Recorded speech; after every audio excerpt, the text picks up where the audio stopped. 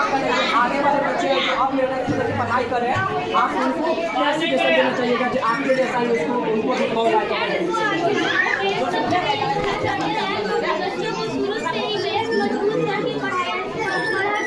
और टीचर को भी इससे योगदान होता है कि बच्चे को उसे तो मेहनती से पढ़ाए और आगे बढ़ाया जाए। और आपके एसएड सोमनाथ क्लासेस के शिक्षकों का योगदान के बताइए, कितना योगदान उनका रहा? एसएड सोमनाथ क्लास के शिक्षकों का बहुत ही योगदान रहा। उन्हें सब सब्जेक्ट का अलग अलग टीचर थे, सभी टीचर ने पूरे योगदान दिए, तो आगे आज हम इस मुकाम पर पहुँचे हैं। कुछ लोगों का कहना है कि एसएड सोमनाथ क्लासेस में भीड़ है तो पढ़ाई लेते हैं, क्या सही है? एकदम बिल्कुल गलत है।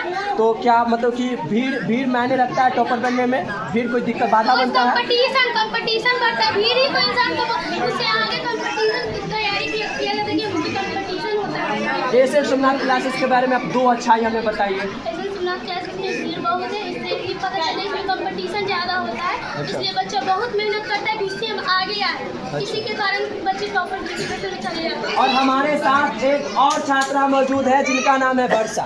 हम ये सेम सवाल वर्षा से पूछना चाहेंगे कि वर्षा जी, आपको टॉपर वेरिफिकेशन के लिए कॉल आया, आपने मेहनत किया, अब ये जो छात्र अभी जो वर्तमान में हमारे यहाँ पढ़ रहे हैं, आप अगर वो आपसे पूछे कि दीदी अगर हम पढ़ के और टॉपर वेरिफिकेशन के कॉल आना चाहे, अगर वो छात्र आपसे पूछे कि अगर हमें भी टॉपर बनना है तो इसके लिए क्या करना पड़ेगा, तो उनको आप क्या बोलिएगा, कैसे मेहनत करने के लिए बोलिएगा? इसलिए बस आप अपने आप से उम्मीद रखिए कि मैं ज़रूर कर पाऊंगी या कर पाऊंगा। अगर आपको अपने आप पे बिलीव है, अपने आप पे ट्रस्ट है कि मैं करूंगी, अपने पेरेंट्स का सपोर्ट लीजिए। टीचर से कोई दिक्कत होता है तो संपर्क कीजिए।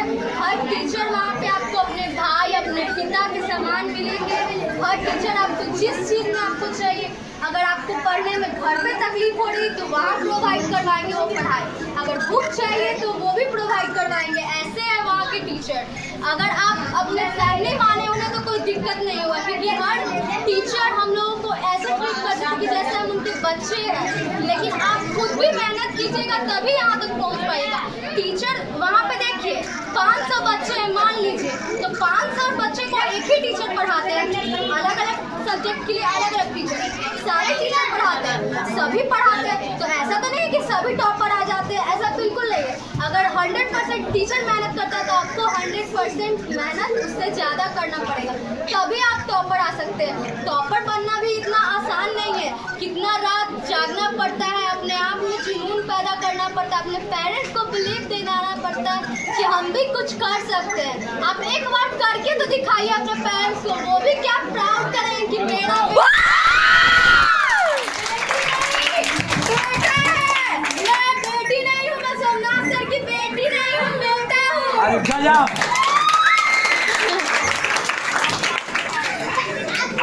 आप ये बताइए कि टॉपर बनने के लिए आपका टॉपर वेरिफिकेशन में नाम आया, तो आप बताइए कि सेल्फ स्टडी करना उचित है या अनुचित है आपके हिसाब से? तो सेल्फ स्टडी से अच्छा स्टडी कोई हो ही नहीं सकता। Self study is the best study.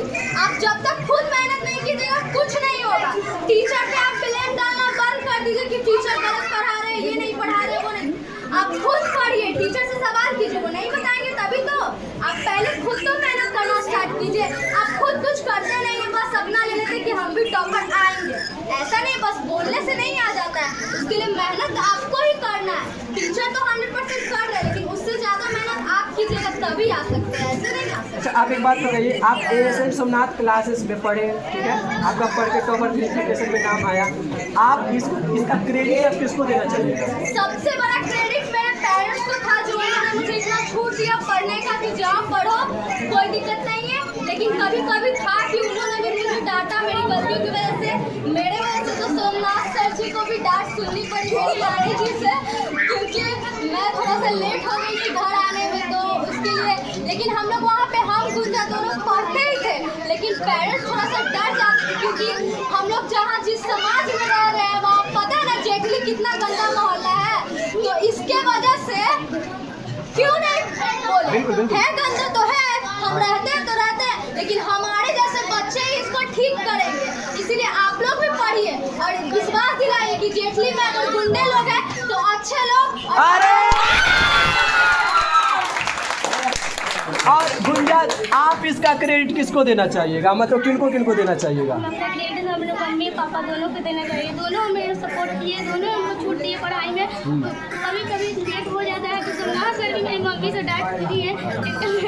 इसका क्रेडिट सोमनाथ सर की पूरा 50% तो सोमनाथ सर की जाता है, 50% पेरेंट्स को ही जाता है। अच्छा, गुंजा जी से एक सवाल।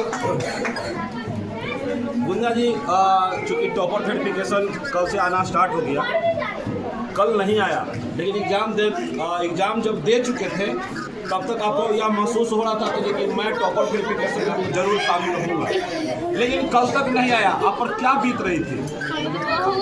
बहुत दुख के बात हुआ कि इतना मेहनत की है और मेरा टॉपर वेरिफिकेशन में नाम नहीं आया, लेकिन आज हम सुन के हम बहुत ज़्यादा खुशी हुए।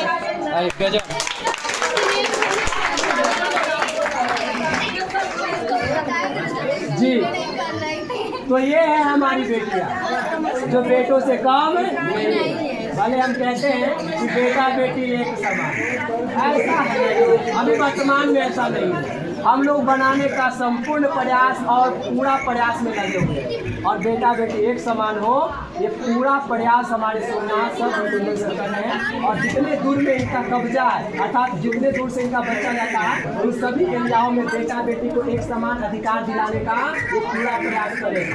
टीचर का काम होता है पढ़ाना, टीचर का काम डांट सुनना नहीं होता है। और ये एक ऐसे टीचर है जो कि फैमिली वालों से डांट सुन रहे हैं, मतलब आप इस बात से अंदाजा लगा रहे सकते हैं कि बेटा बेटी अभी एक समान नहीं है।